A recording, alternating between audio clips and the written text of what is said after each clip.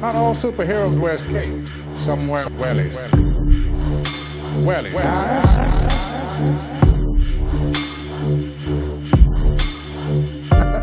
The subject we were talking about a bit was politics, and I know everyone at home probably is black sick of talking about politics, so we're not going to talk about current politics or that. But the first line, I remember reading it, of Plato's Republic is, "Down I went to Piraeus," which basically means that the philosopher has to go down to engage with the politicians. It's a killer line. So down I went to Piraeus, where that's basically, it was Piraeus. It was the locality where the great and the good of the politics used to reside. And was he the lad that was up on top of the pillar? Yes. All right.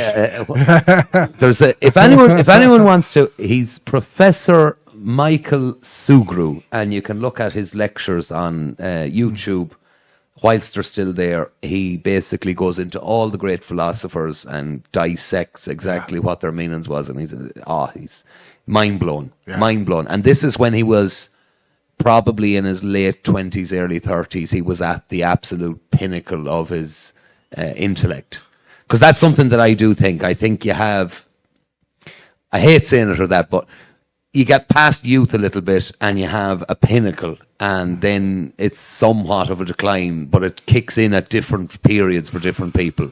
Yeah. But one of the things, we'll say right-wing politics, David. Yeah. First and foremost, one of the major problems is nobody really knows the candidates that are being put forward. Yeah. And there's a massive problem that some of the candidates that are really high-quality people cannot ever get a platform to express, why they think the way they do. And I can't help but think, if people got to spend a day with you, they'd realise, actually, that fella should be running something. He's a very intelligent fella. Yeah, and there's people more intelligent than me and more tortured than I am. I mean, one thing I'm able to do is, well, let's put it this way. There are four corners of politics, I think. Mm-hmm. And so in one corner, you've got ideology. In another corner, you've got ethics or morals. In another corner, you've got practicality. And in another corner, you've got humanity, Yeah. And I would be very much on the practicality and humanity end of things. I'm not really ideologically driven, you know. And am I morally driven, ethically driven? Yeah. But, I'm also... See, politics is not about a personal ideology. Everybody has a personal ideology. Yes. And if you are going into politics with your with your personal ideology, you're basically going, have you all worked out I'm right yet? Yeah. That's going to be the only conversation that we're going to... Said every philosopher since the dawn of time. It'll take you a few centuries, but I'm right. And if you haven't worked out I'm right, then your question to me is just irrelevant. So you can't do this with a personal ideology. And the more you fall on the side of abortion, not abortion, immigration, not immigration, or, there's so many different groupings that the more every additional issue you bring up, you divide your support. Yes. Every single time you raise another issue, you're peeling away a certain amount of the potential people who could support you. Politics is about, it's the one area where it's quantity over quality. It's quantity over quality. What are you going? You're going to get votes. You're going to get more votes than anybody else. And I was talking to the Independence Ireland guy, And he came over and I found him good. And he got a great vote. And I was talking to him about the issues, about the things that don't, he says, they don't care. They don't care, And he was probably right. Well, it's the same thing. I was having a conversation with John Waters after his European election bid. And we were talking about basic things that went on or that. But one of the remarkable things he said, and I don't think he'd mind me saying it because it was a very valid point. Yeah. He was at one of the farming meetings. Yeah. And I don't know who furnished him with what to speak about, but he was speaking about things like the Mercosur deal, this additive to reduce carbon emissions. Yeah. He was speaking about basically what's about to occur in farming. And he's 100% right in what he said, which is that it's going to move to very large farms. Small family farmers are going to be pushed off the land, all that. But I said it back to him, and I think he'd admit it, and he laughed. He says, I says, farmers aren't interested in that. What they're interested in is how much more money you're going to get them next year in their grant. Yeah. And I think it dawned on him that he realised, that's exactly what they're interested in. Yeah.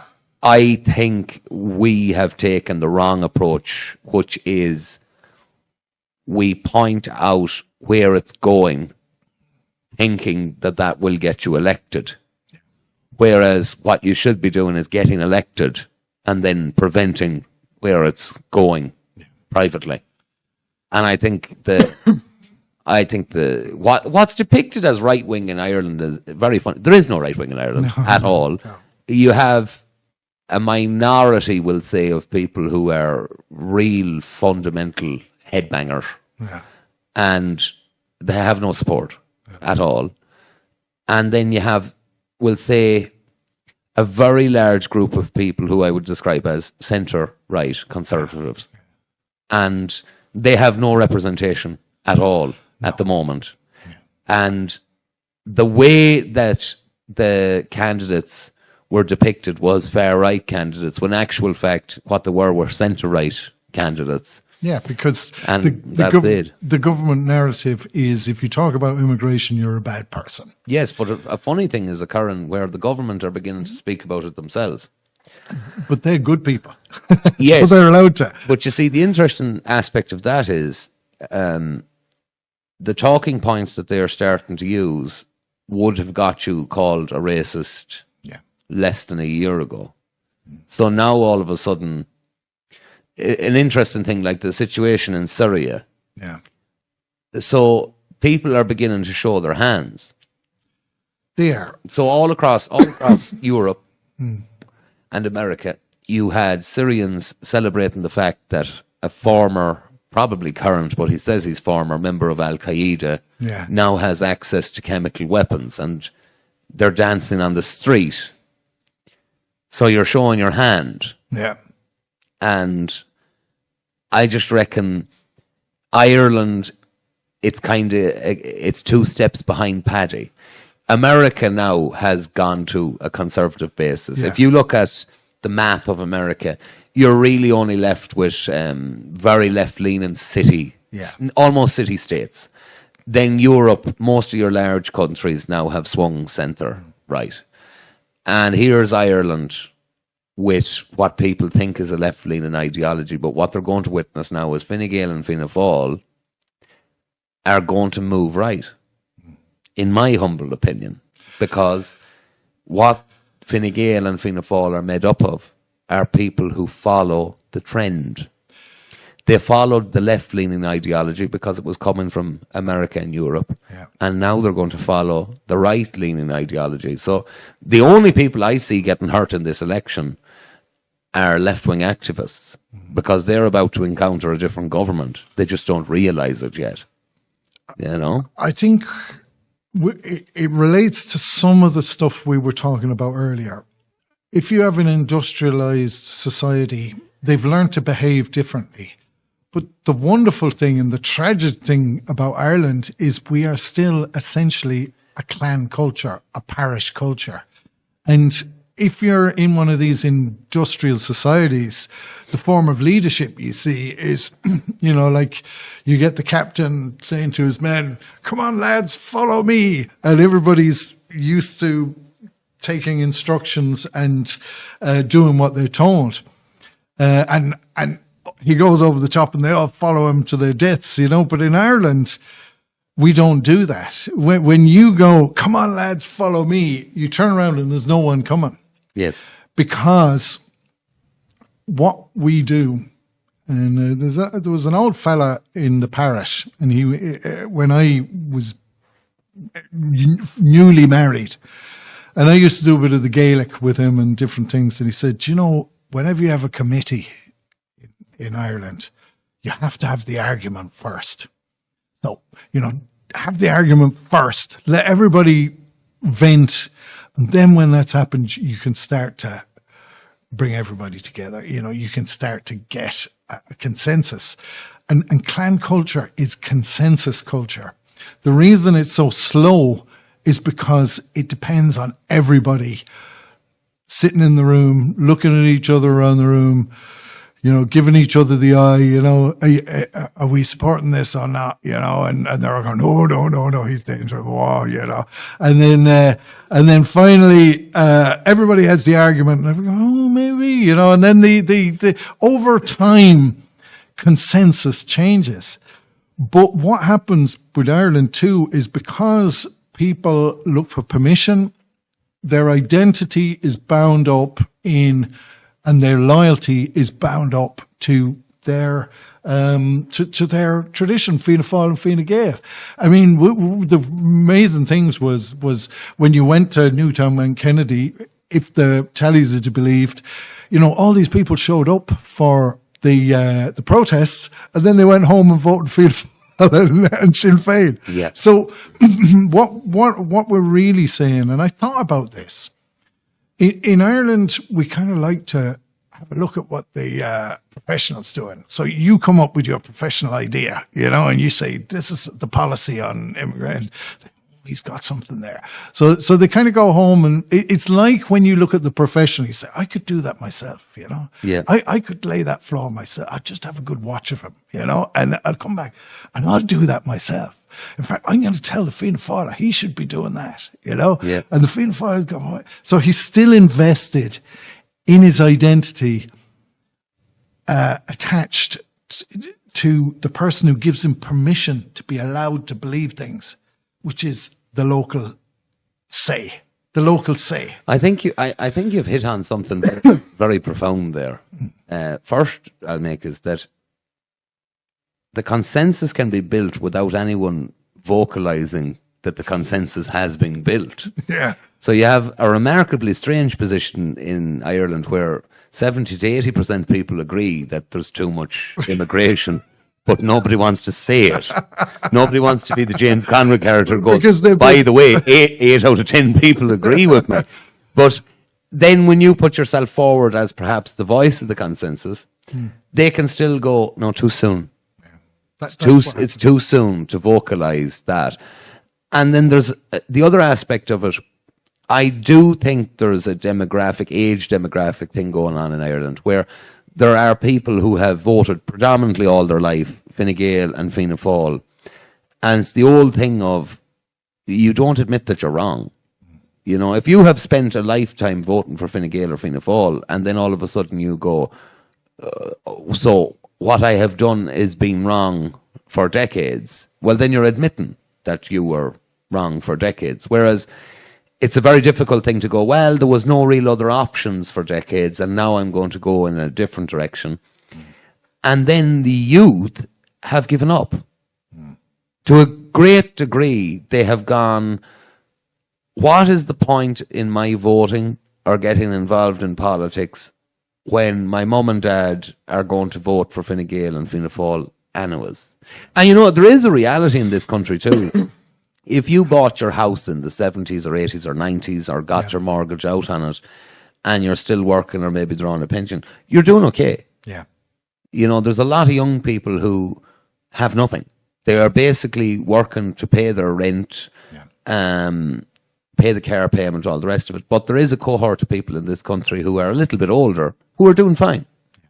And they don't see the problems that we see, which is that mass immigration is putting pressure on the housing. You know, they don't see that because they have a house. And They have, and when we were on the doors, they'll say, well, the economy's doing well, but my standard of living is not going up, and the cost of living's going up. Yeah. And that's their issue. So we have to say, well, that's globalism, you Yeah. know, and we have to communicate that message to them. And, you know, we can do that.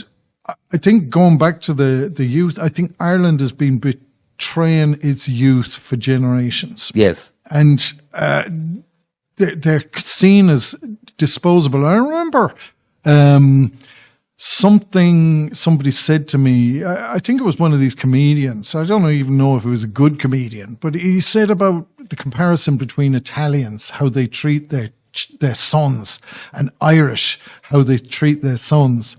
And that the Italians, you know, drenched their sons in love and pride, and isn't he a great lad, and all this stuff. Whereas the Irish, you know, that do nothing but, you know,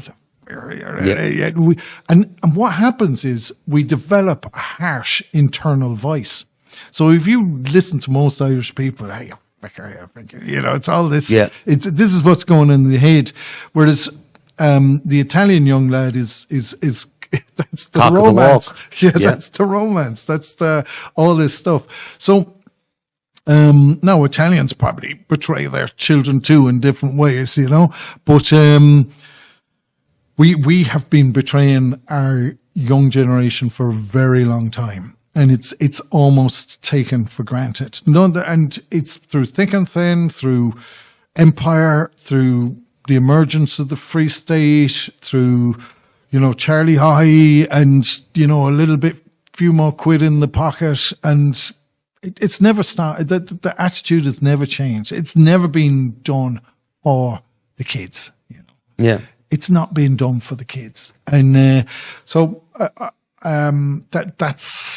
we've a lot to work on. The concept of begrudgery in this country is outrageous because I've travelled a bit. England is not there. Australia, definitely not there. Australia is a remarkable place. It's such a young nation. Yeah. And because it's a country the size of a continent, there's this kind of view that everything is ample and, you know. And in America, you still have the remnants of what is the American dream or that. But in Ireland, there's this begrudgery until you get to a point where you have this remarkable transformation where now you're the cute whore who's done well and you're admired.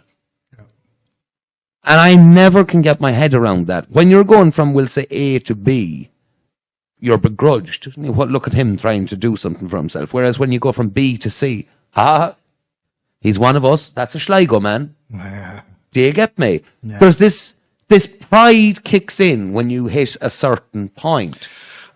Yes, and I've been a beneficiary of that at times. Yeah. And I find this really interesting because I think the begrudgery happens at a lower level. Yes, it does. And because I tell you what, and this is what you just triggered off of me, is that, and I've said it a few times, is I have 15 ponies between me and my son, but I own no land at all. Yes.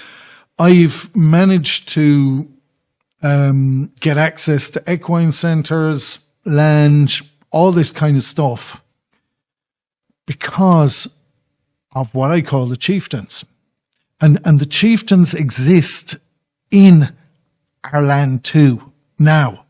They're the people who have done well, who have money, who are from established families, and they want to help you. Yes. Yeah. They don't want everybody to know. They don't want everybody to know, but they see what you're doing and they say, yeah, you can go in there. I've 6 acres up there. Put your ponies in. You know, Yes. I know what you do. I saw you on TV, you know? Yeah. And even I say there's a lady, she's my fairy godmother. And she is a lady. She's a Gaelic Irish lady. And, you know, she had a great house. And I worked for her since about 1992.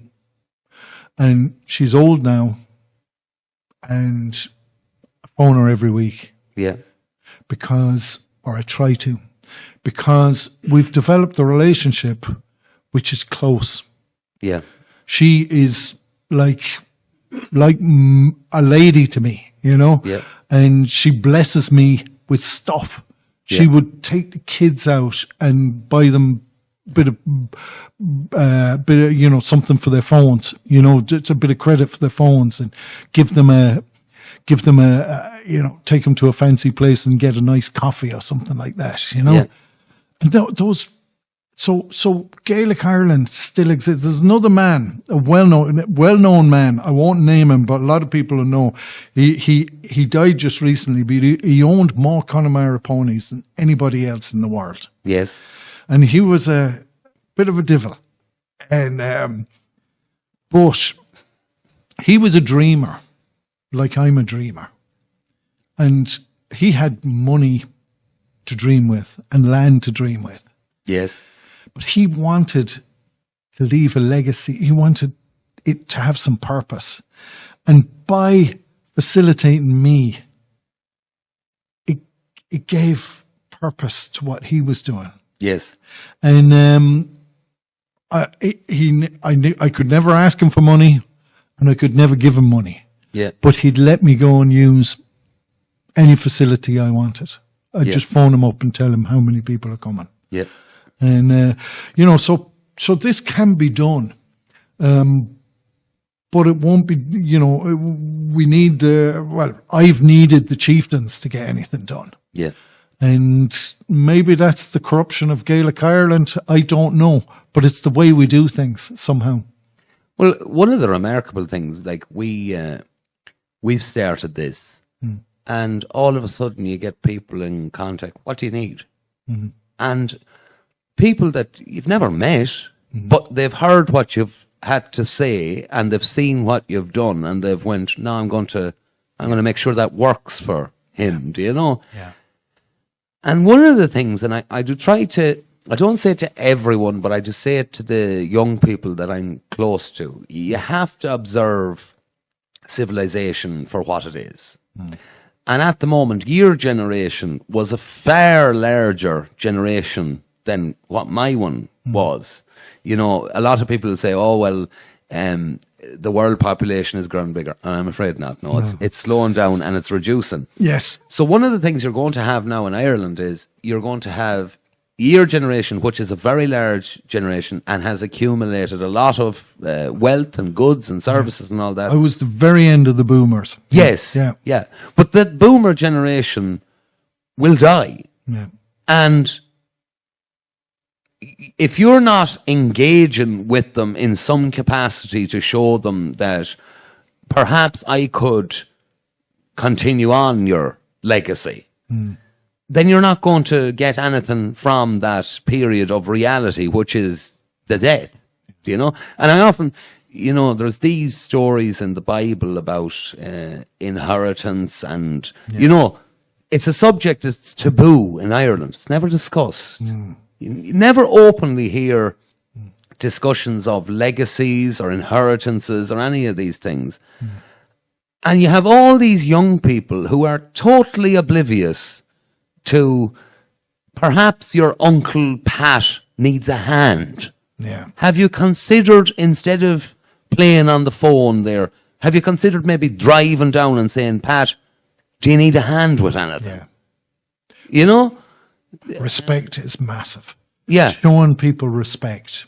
You know, like these are wealthy people. You can't give them anything. You know, there's nothing you can give them except respect. Well, you see, this is where I found myself in and honesty. Yeah. Yeah. Wealthy people really appreciate honesty. Yeah. One of the things that I've found myself sitting with a former mayor of London, in London, Yeah. banking staff, several politicians. You'd be surprised how many politicians give me a ring and ask me about something. Yeah. Because I'm the type of person that if I think your idea is moronic, I'll tell you that it's moronic. And you see, they find themselves in positions where they're surrounded by family and business associates who never tell them they're wrong. Who never say, that's a stupid idea and it's not going to work. What they're surrounded by is yes men. So if you're honest with your opinion, you would be surprised how many people are willing to speak to you. Yeah. Like, and it's a strange thing. I do laugh at it. I can go to Sligo Court at the moment. The solicitors will speak to me. The barristers will speak to me. The guards, the kind of detectives and that, they'll come over, but I don't really speak to them. But they will come over and say, how are you? How are you keeping her that? But the general public think you're a social pariah. You're not to be talked to. He's a bad man. Whereas these people go, that's an interesting character there. And I'm going to go, like one of the solicitors, he's involved in one of the big political families in Sligo.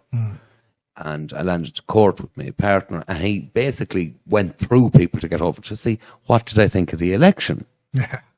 And he had probably been waiting to spot you there one day and ask you what you thought of it and all this. Yeah. So I guess what I'm saying is, the younger people, if you show a capacity of any description, you are going to benefit from this. This is a wealth transfer. Do you know? There's no doubt about it. But if you don't engage at all, it's not going to happen. There's no one going to help you. Yeah, we've got to. I mean, what young people have to, what young people need is there's a word for it. It's and it's a traveller word, and it's the word when you're knocking on doors all day and you've got nothing. Yeah. And you're even hungry. Yeah. And you need so much money to get somewhere. Yeah. You keep on knocking on doors. Yeah. You just, by your will, choose to keep on putting one foot in front of another. Yeah. And taking another rejection. And I don't even know what the word is, because I was told it a long time ago and I forgot it. And I saw it written in a book by a traveling man once, and I can't find the book. And this is how words go. You know, that this is how we lose words. Yeah. But still, it's the idea. If you're being rejected, you're being dismissed. You know, it's unfair. Unless you keep going, you're not going to get anything. Yes. It would be better if the people with the resources had respect for the generation coming up, and please God, one day that will be the case. Yeah. That they're not just getting dole, they're actually getting some agency and some ownership, a share in this country. You know. Yeah.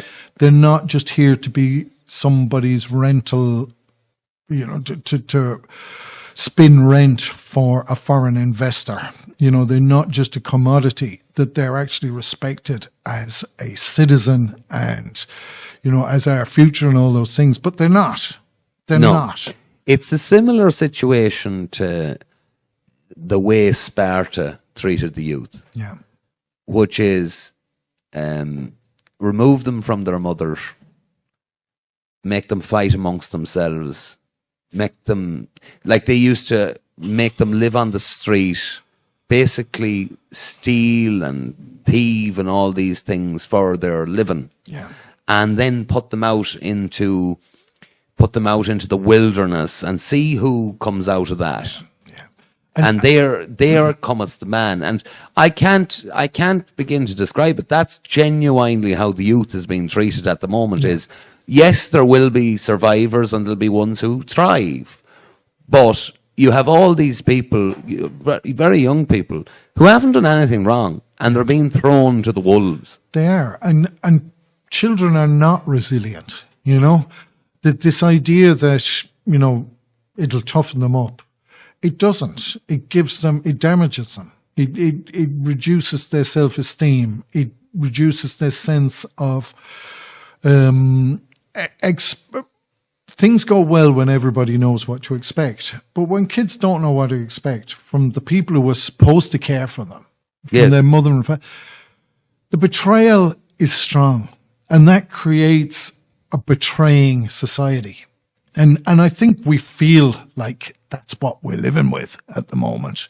I feel it anyway. Well, I think everyone at the moment, you look, you know, what you really should be looking for in leadership and political leadership and civic leadership is characters who you admire. Yeah. And you can't. There's nothing to admire. It's literally the ones who have reached the top are the slimiest, the ones who are willing to do the most terrible of things. You know, that's a horrible situation to be in. You know, if you go back to the period of the classical readers of that, like anyone who wants to read it, it's Meditations, it's called. It's Marcus Aurelius's diary. Yeah. And there's a man who wrote a book that was never intended to be published. It was quite literally his own thoughts, so he could go over his own thoughts and then analyze them and say, oh, that's right, that's wrong, all the rest of it. And I think it's important to say he was the pagan revival in Rome. Yes. I think, yeah. And great stuff. I mean, there was loads of good stuff in it. Yeah. Yeah. But like when I read that, I think there's a character who was basically king of the world. He could have quite literally said, bring me wine by the boatload.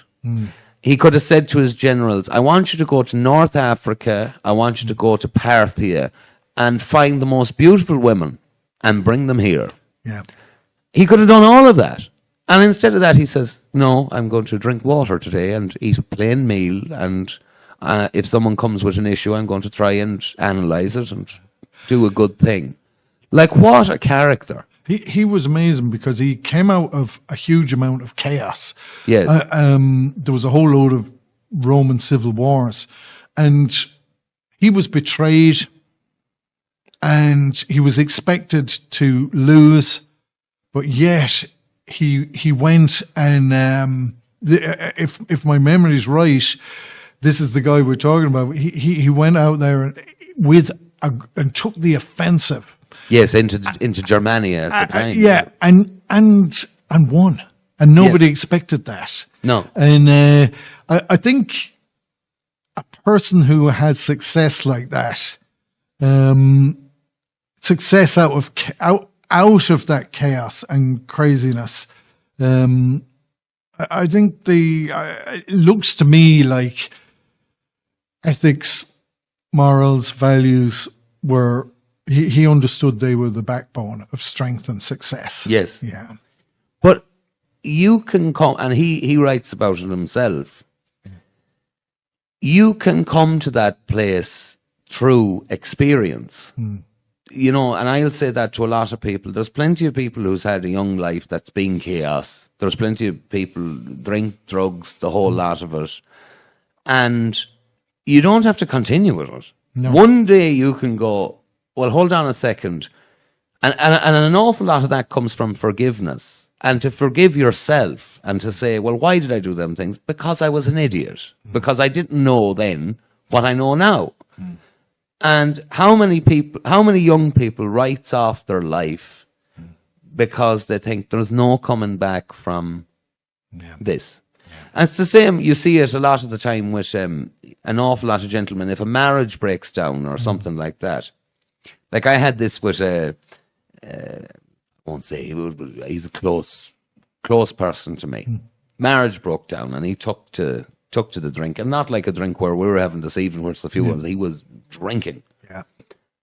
And he says, my life is over. And I went, why? And he says, well, how am I meant to continue that? And I went, you know, you have kids, you've reared your kids. They're fine. They're doing well for themselves. Relationship is over, but 3 and 4 marriages end in disaster. You were fighting against the odds from the beginning. You've done quite well. You know, what's the point in beating yourself up about this? Yeah. And who tells anyone that? Yeah. You know, who says to someone, you know, you've tried, you've failed. It was to be expected that you'd fail. Don't beat yourself too much. Try again. Exactly. And look, some woman took you seriously enough to have your child. Yes. That's a massive honor. Yes. You know, even if it doesn't work out. Yes. You know? Yeah. And, you know, now it's better. Look, a lot of marriages worked out in the past, less are working out now. I mean, that is that's a cultural thing. It is, but it's not only cultural, it's a technological thing. If you go back to the 50s or 60s, your marriage comparison was Mary down the road. Yeah. You know, how is Mary down the road doing? Oh, they're doing the same as myself. I'd meet Mary every day at the fence. Johnny's gone ploughing the field. My Tony's out ploughing our field. Yeah. They're chatting to each other across that fence. Whereas now, with the introduction of the internet and social media and that, people have this wild notion that every marriage is better than their own. When in reality, everyone is struggling. It's, you know, everything's a struggle. So I can't understand how people aren't more forgiving of themselves now when it goes wrong. Yeah. It's like I'll take a look at men that I see on the internet and they're 6 foot something with abs like this, and I think to myself, Jesus Christ, that's a specimen compared to me. Do you know? But I don't feel insulted by it, or anything. I am what God made me. Yeah. I could be in better shape if I'd motivate myself to be in better shape, but I enjoy not motivating myself to be in better shape. Yeah. So, like, where do you square the circle? How do I say it? This is a problem in Ireland at the moment. Yeah, there's 2 things from my perspective. One is is getting to marriage. A lot of youth, and I see it with my own kids. You know, we're most of them are in their 20s now, and I just had my first one married last weekend. Congrats!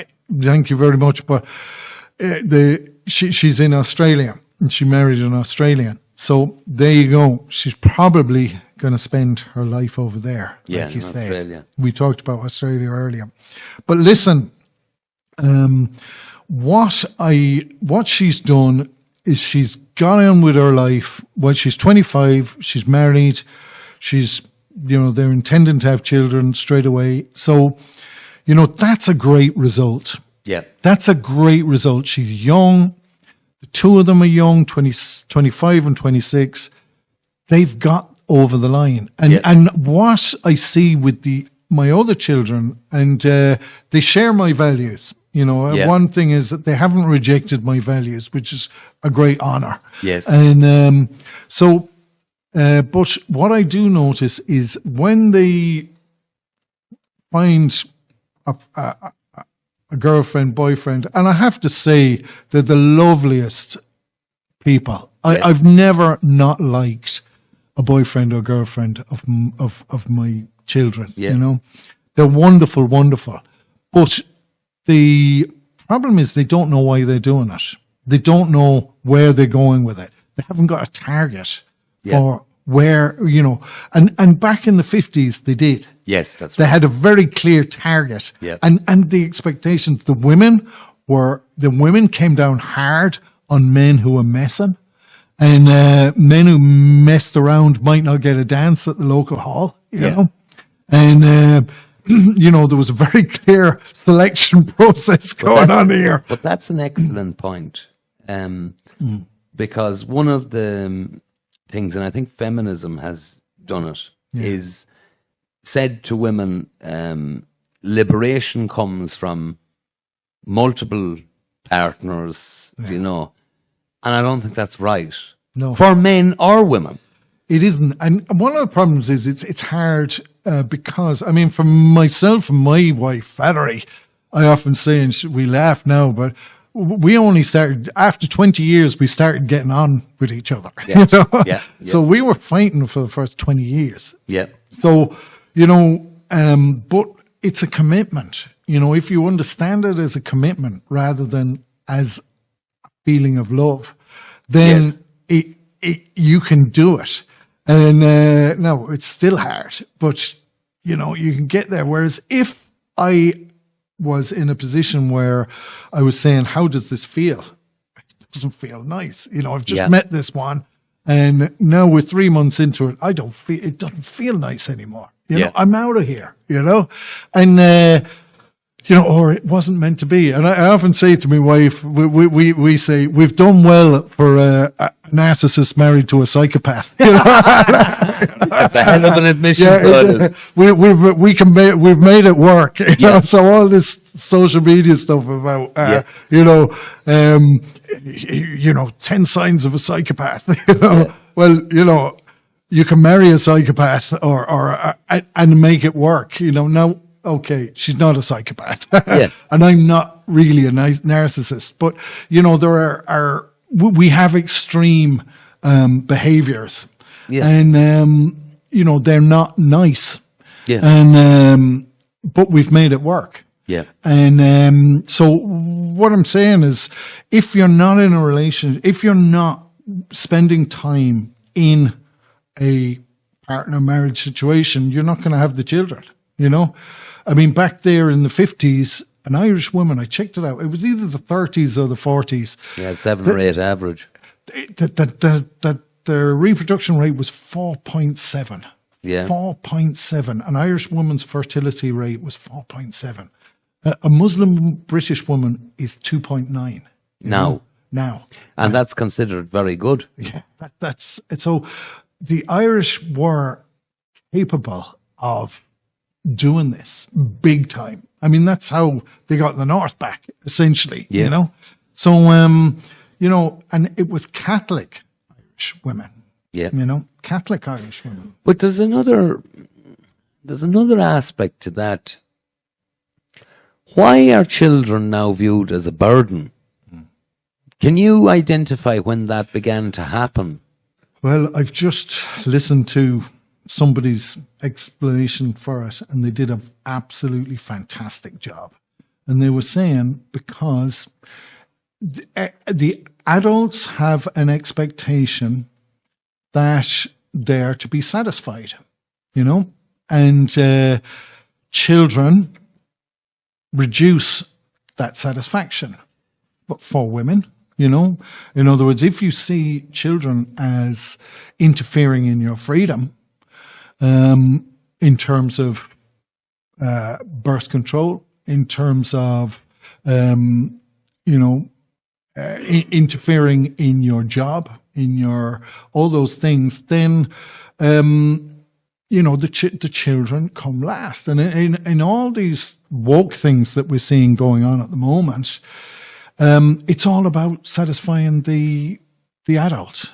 The adult is the only one who has rights, who has, who can vote, who has any agency over their lives, and the children have none. They can't vote. They can't, they have no control.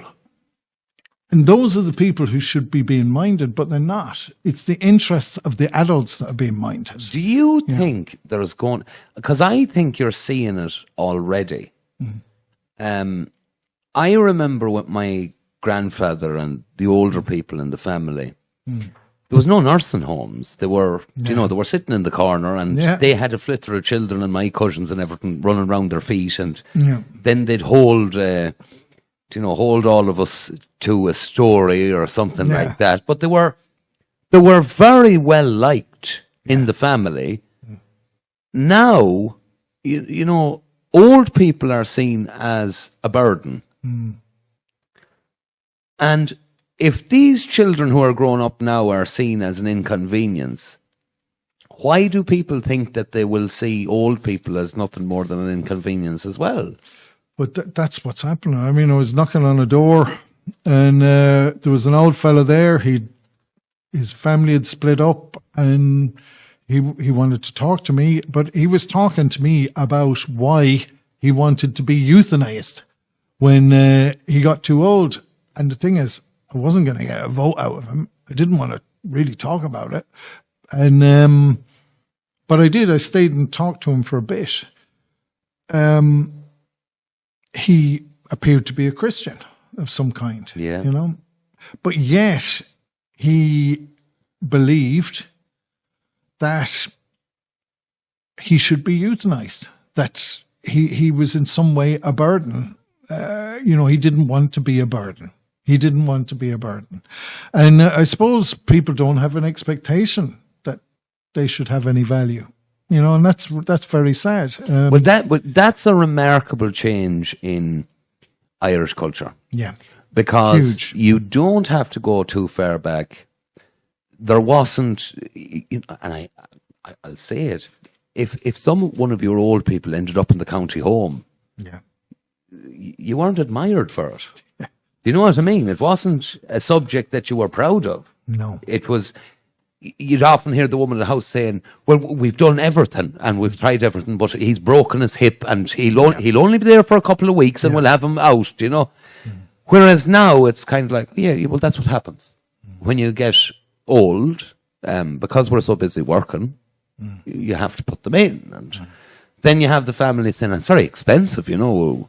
We're morally superior because we've all pooled our money together and now they're in there and we're paying for it, you know. And we go every Sunday for at least half an hour to see them. Yeah. It's kind of like a zoo, do you know? And like, I despise the idea of ever ending up there. I want to treat my children so well that someday they'll go, you know, for all his flaws, we're going to leave him there in the corner and he can give out to someone, you know. And I think, and I've noticed it in my own house. I mean, we have a small house. There's a lot of people living in it, and it's untidy, you know. Yeah. But yet, all the kids wanted to hang out in the house. Yes. You know, they didn't see the mess. They didn't see all this stuff.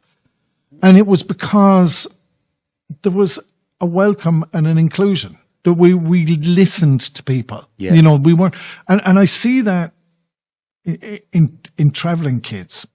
yes, They have a lot of patience for the older people and a lot of respect when someone is telling the same story about a horse that he's told 20 times. Yeah. The young lad will just listen as if he's really listening. yeah, Because he's showing respect. Yeah. And that's there. If we, but we have to get into the practice of listening. It's actually painful to listen, but it gets easier the longer you do it. But what you said about the busy house and the untidy, my home house was the exact same, but it was a place where people could congregate because there was my mother would be outside with the animals. Yeah. Do you get me? She only came in to eat, and she'd always, when maybe her sister or that comes, she'd go, Jesus Christ, the house is in a state of that. But the children liked being there because they never felt that someone was going to go, clean up. Yeah. Do you know, you're under me feet, clean up or that. Yeah. We could just treat it as our den. Yes. Now, and God forgive me for saying it, most houses now, when you go into them, are not an environment where a child could be happy. Yeah. They're sterile. It's the open plan. Everything is spick and span. There's no such thing as I'm going to make a mess over here and no one's going to give out to me. Yeah. I don't think a lot of, and especially women, are realizing that. Yeah. You know, if you're a kid, you make a mess. Yeah, you do. And I mean, visiting used to be a thing. You know, people Yes. would go and visit. And, you know, when you were talking about old fellas tell you stories, some people were storytellers, you know, and they had, people loved to have them round. They wanted them to come and visit, you know, and because people had two things. They had a skill to offer. They were entertaining. Yes. They didn't want to come round and give you a boring long lecture or an intelligent conversation about their own opinions. They just wanted to come round and have a bit of fun, you know, give something, sing a song, irie up the mood, you know. But Darren, you've said that like Darren, since we started this, we're trying to figure out, because it's going pretty well, do you know? And we're trying to get a handle on it. And what you said, Darren, it's the art of conversation. So would you like to? Yeah, that's what I believe anyway. I believe, like years ago, you had the Rambling House, you know. Yeah. You know, people came, people went. Like, the key was in the door from 10 in the morning. You know, you had your house coat, and if someone was at the gate, you whipped it off, and, you know, you were presentable underneath. And yeah, like, I mean, look, you nailed it as well. Like, it's every house is busy now. Like, 7 in the morning they're all gone, you know, dropping kids to childcare, off to work. Whereas there was always someone at home. There was always a fire lit. There was always, even in my granny's time, like baking bread was done every second day. Do you know? It was like lived in. Houses are houses. Houses are no longer homes. Yeah. They're literally at the moment someplace where you spend the night.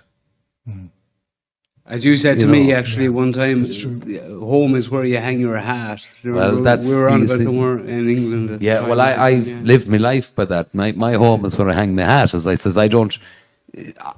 Here is my home now. I'm hanging my hat there, but I would never get so attached to a place to think that it mightn't come to an end. Do you know? That was the conversation, and I was saying to you, actually, we need to, because we need to have roots.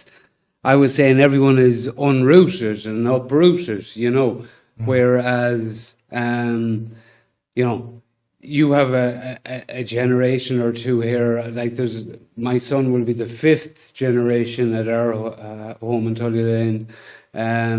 People don't have that anymore, that connection, you know. No. And you see, that's the thing as well with, you know, you get to Dublin and the new developments and stuff like that. You have absolutely no cultural or emotional attachment to the area that you're in. Yeah, that's it. At all. Yeah, you don't, it's anonymous. And you don't know the neighbours, you don't know all that stuff. Whereas, you know, when you had communities, you would have visiting. And I was just thinking, it's not just having a skill to bring, it's also having the patience to listen to a song and the respect to be quiet while the person is singing it. And then the other thing is, what I noticed a lot is young girls won't make a cup of tea. Yeah. And so it's one thing I'm very proud of my own girls is if I ask them to make a cup of tea for someone, they will.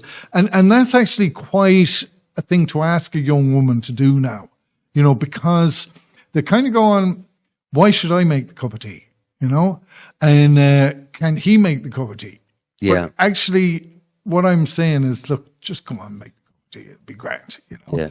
And then they do it. And they see how appreciated they are for doing it. Yeah. And how much it makes someone feel loved.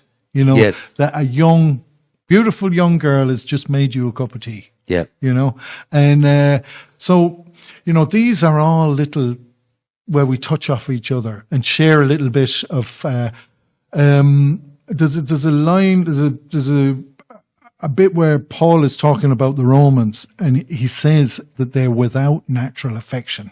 They're without natural affection because for them, touch is sexual, you know? Whereas when you're in community, you have to learn to control yourself. Yes. You know? Like if you're in a trailer, a caravan with a load of traveling girls who are going out, they're not going to be wearing a lot. And you're going to be very close to them. Yes. So people are going to be watching your eyes to see where your eyes are going. Yeah. And you need, as a man, to control yourself and not show yourself up as someone who's got his mind in the wrong place. Yes. So, you know, this community stuff, you know, teaches respect. You have to show respect. You have to show care.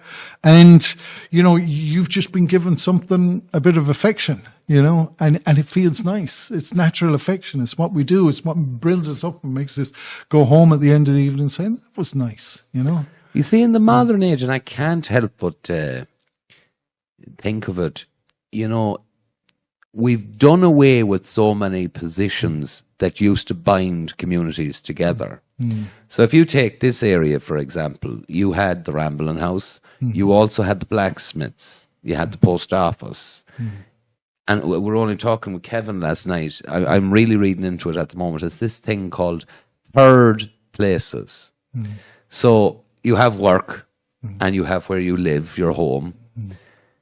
But where are the third places in Ireland now? Where are the places where people congregate and get to meet each other? Because the pubs are dying. Yeah. The pubs are dying. Post offices are closing. And really and truly, if it wasn't for sport at the moment, like I look at some villages and areas now, and the only thing that is really binding them together as a community at all is the GA club or the hurling club. Other than that, that community would have very little involvement with each other at all. Yeah. Look, I do see places where things are happening.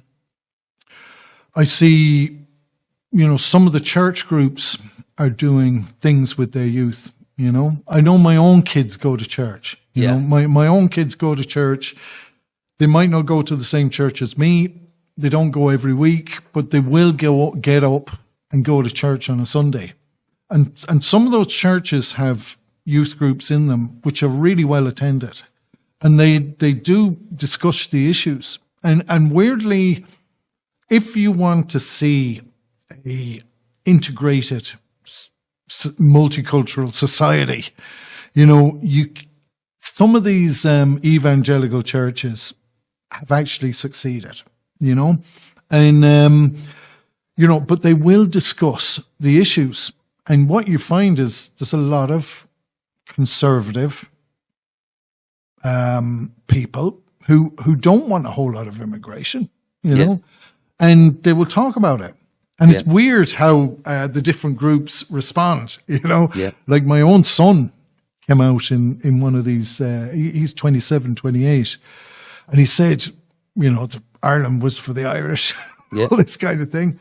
And the Africans were horrified, because they've been told, you're the bee's knees, everybody loves you, and, this is multicultural Ireland and you're the kings. The Indians were rubbing their hands and saying, go on, do more, or the Asians. Because they have a different perspective on this. 100%. And I don't think people realise, one of the most significant groups coming into Ireland are the Indians. And they have a totally different perspective when it comes to immigration. Totally different. Then you get into China, Japan, totally different perspective. And how do I say it? You can speak to a lot of Indians or Middle Eastern people who have a very dim view of immigration as a concept. Yeah, definitely. They don't appreciate it. And it's a strange thing because they're here, they have came here and, they have their reasons for it. But they have no problem going, but. Yeah. So I had a great conversation with a fellow in Ballyhonus who had came when his father, now this is the story, his father had came over when the halal meat factories had started. So he was born in Ireland. And he says, well, when migration to Ireland was controlled, it was fine. But he says, now it's uncontrolled and that's not correct. Now, that same man, if he was to express that opinion on RT or that, they'd be horrified with him. Because they'd say, but your dad came here, and he'd go, yes, he did, legally, because they needed skilled workers in this field. So he came here legally, he had me, and now I'm saying, no, you can't. There's no virtue in that. There's no big virtue signal there. He's just saying, I'm looking after my people. Last in, close the door, Last in, close the door. It works, but it's not very noble, but it works. And if we can, I mean, I have a Sri Lankan friend, and he was probably one of the first guys in Galway, working in the hospital. And he said, the more immigration there was, the less I felt the warmth from the people. And eventually he just became another foreigner. Whereas before he was a well-known, he was known, there was a knowingness there. Yes. And now he's saying the more immigration there is, the less I'm noticed or known. And when I was knocking on doors, I mean, there was a whole row of council houses, new council houses, not a single Irish person in them. I still give my spiel, knocked on the door. We're addressing housing by reducing immigration. And the woman says, yes, an Asian woman. I reckon she was probably a Hindu. Yeah. And she says, see them people in the IPS centres. Yeah. In other words, she was probably concerned about how many Muslims there were. Yeah. And then Polish guy, yeah, they're always nationalists. They think we're crazy. And then they do think we're insane. Yeah. I mean, I'd say he'd say, well, I'm an immigrant, Yeah. I'd say, yeah. So, and the big deal with it, well, I'll go back to him. Then I met, knocked on the door, as an African lad opened up. I said, we've got to reduce the immigration. He says, yeah. He says, I was an illegal immigrant coming in here, but you can't do open borders. He says like that to me. And then, the Polish guys, I'm saying, yeah, well, immigration is great, if we can control it. But if we can't, if there's no control, it flood. There's, in terms of resources of housing, hospital appointments, school sizes, it reduces the quality of life for everybody. He says, yeah, of course it does.